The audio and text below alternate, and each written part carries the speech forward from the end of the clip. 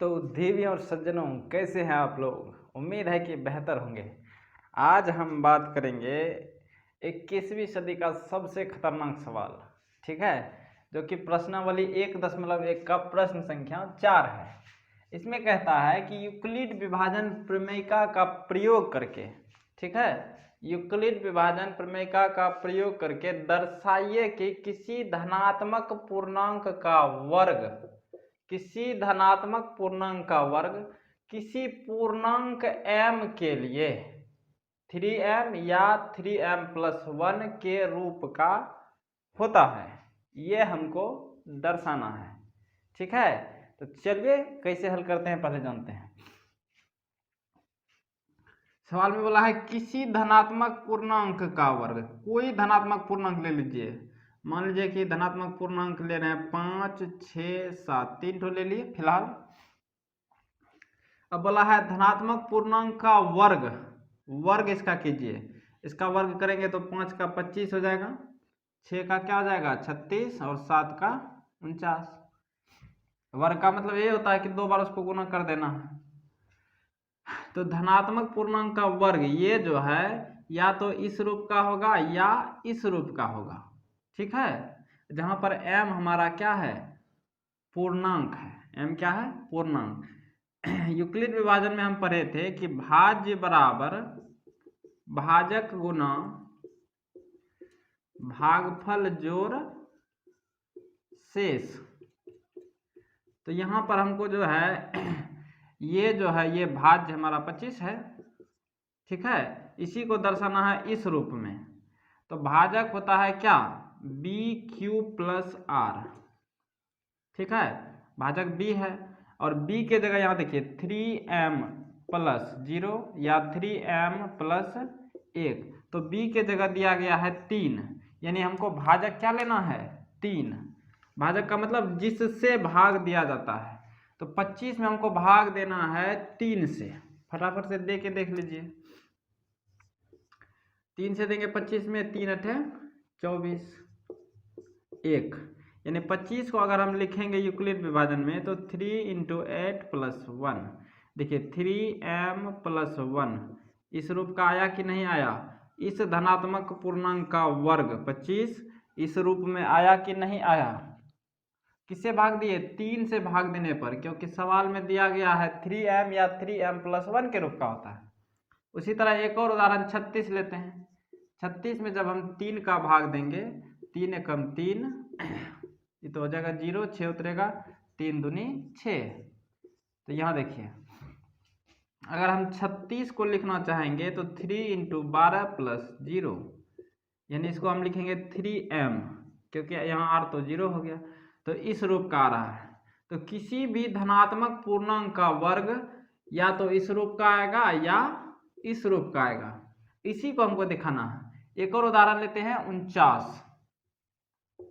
49 में 3 से देंगे भाग, 3 एकम 3, 1, 9, 3 छाके 18, तो 9 में 60 क्या 1, यानी अगर हम 49 को लिखना चाहें तो 3 × 16+1 यानी 3 × m+1 इस रूप में आ रहा है। आया समझ में, भेजा में आया कि नहीं आया। m का मान कुछ भी हो सकता है, ये बात याद रखना, क्योंकि m बोला है कोई पूर्णांक है, कोई पूर्णांक हो सकता है।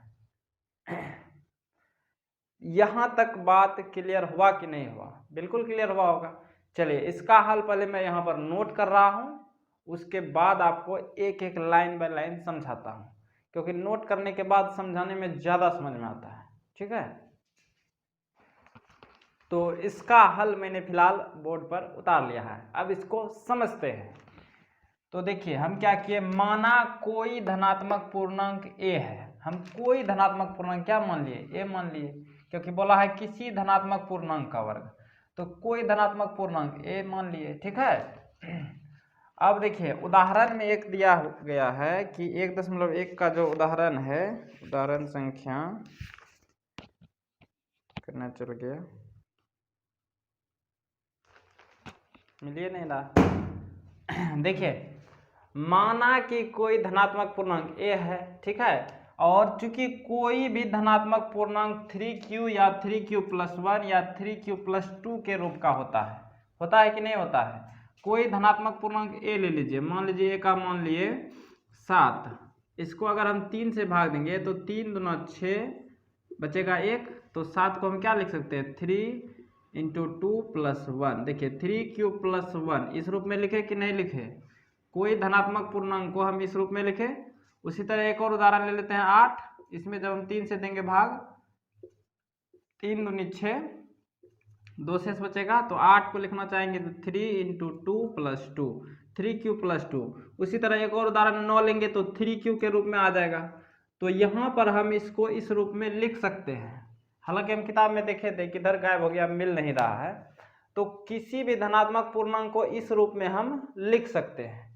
और चूंकि इस हिंट में भी दिया गया है, उसी के जस्ट नीचे जो ये सवाल है उसी के बगल में हिंट में दिया गया है कि 3q या 3q+1 या 3q+2 के रूप में कोई भी धनात्मक पूर्णांक को हम लिख सकते हैं।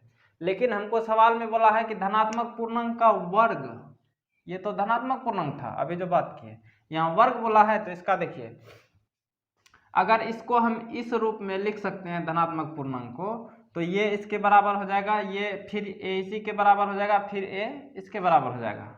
ये चीज़ समझ में आया। जैसे देखिए, मान लीजिए कि आपके पास 5 रुपया है, क्या टका 5 टका। बोलोगे कि तुम्हारे पास कितना पैसा है, हम पूछे आपसे, तो आप 5 नहीं बोल के आप बोलोगे मेरे पास 2 + 3 टका है। तो 5 को आप 2 + 3 लिख सकते हैं कि नहीं लिख सकते हैं, क्योंकि ये जो है इसी के रूप का है। उसी तरह धनात्मक पूर्णांक ये जो है इसी तीनों के रूप का है, तो ये तीनों को इसके बराबर रख दिए। ठीक है, जैसे बराबर रख दिया हम तो हमको बोला है इसका वर्ग, तो वर्ग करेंगे a का स्क्वायर a स्क्वायर और 3q का स्क्वायर 3q का होल स्क्वायर हो जाएगा। a स्क्वायर बराबर हो जाएगा 3 का स्क्वायर 9, q का स्क्वायर q स्क्वायर। ठीक है, और a स्क्वायर बराबर हो जाएगा 9, q स्क्वायर को हम 3 × 3q स्क्वायर लिख सकते हैं कि नहीं लिख सकते हैं। देखिए 3 × 9 q का स्क्वायर q स्क्वायर, तो 3 × 3q के स्क्वायर में तोड़ दिए। क्यों? क्योंकि हमको ये चाहिए था, नहीं 3 तो चाहिए हमको अलग करना। और ये 3q स्क्वायर क्या है, ये है कोई भी पूर्णांक m, बोला गया है सवाल में किसी पूर्णांक m के लिए। तो ये कचरा को हम मान लिए m, माना 3q स्क्वायर बराबर m। तो यहाँ से a स्क्वायर बराबर हो गया 3 का 3 उतार दिए, इसको माने m तो 3m, ये प्रूव हो गया। उसी तरह दूसरा उदाहरण a बराबर 3q+1 था,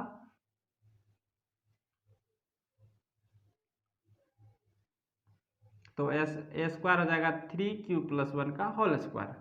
इसको तोड़ेंगे a + b के होल स्क्वायर पर, तो कैसे टूटेगा a square + 2ab + b square, ये सूत्र होता है। तो a स्क्वायर के बदले यहाँ हो जाएगा 3q square + 2ab, 2 × 3q × b का मान 1 प्लस b का स्क्वायर यानी 1 का होल स्क्वायर।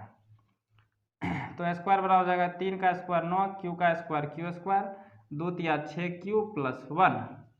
इन दोनों में हमको 3 कॉमन दिखाई दिया, तो 3 कॉमन ले लिए, बचा इधर 3q, 3 × 9, और यहाँ से 3 निकाल लिए, 3 दूनी 6, 2q बचा +1।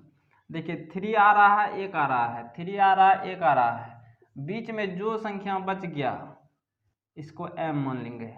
क्यों? क्योंकि सवाल में बोला है किसी पूर्णांक m के लिए, m का कोई पूर्णांक ले सकते हैं आप, तो ये पूरा कचरा को मान लिए m। तो यहाँ से a स्क्वायर बराबर हो जाएगा 3m + 1, इस रूप का प्रूफ। उसी तरह एक और उदाहरण, क्योंकि यहाँ कोई भी धनात्मक पूर्णांक 3 रूप में होता है, लेकिन इसका वर्ग द्वितीय रूप में, या तो इस रूप में या इस रूप में होगा। तो इसको ले लिए a बराबर 3q+2, इसका वर्ग बोला है तो वर्ग कर देते हैं। तो a + b के होल स्क्वायर पर यह भी टूटेगा, तो a square + 2 × a × b + b square.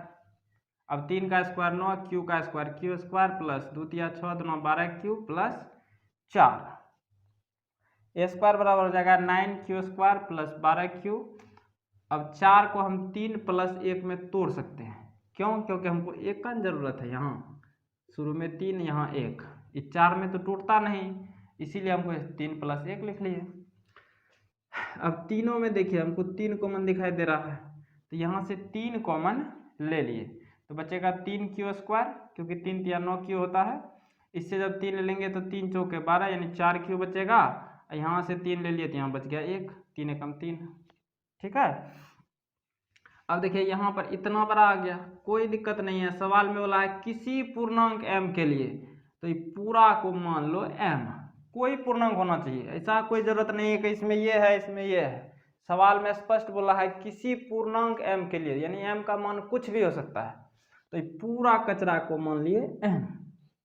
तो यहाँ से a स्क्वायर बराबर 3m+1, यानी कि हम यहाँ से सिद्ध कर दिए कि a स्क्वायर या तो इस रूप का होगा या इस रूप का या इस रूप का। समझ में आया?